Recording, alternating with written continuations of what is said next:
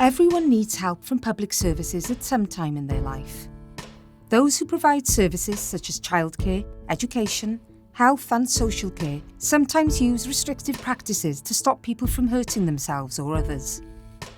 These might include physical intervention, chemical intervention, environmental intervention such as restricting access, mechanical restraints, seclusion, and segregation.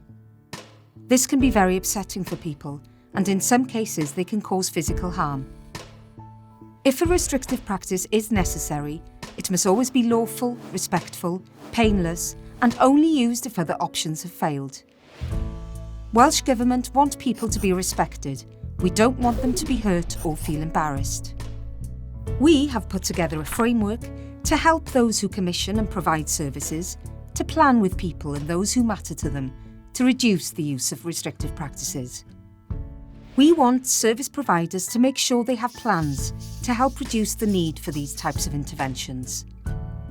They should monitor the use of restrictive practices and understand the impact they can have on a person's well-being. We want staff to get the support and training they need to deal with behaviours that challenge in a positive and safe way that respects human rights. This approach will be most successful if people who use services and those who matter to them get a real say in the plans for their support. Some people will need the help of an advocate. It's time to think about what we can all do to reduce the use of restrictive practices in Wales. Find out more at gov.wales/Reducing Restrictive Practices Framework 2021.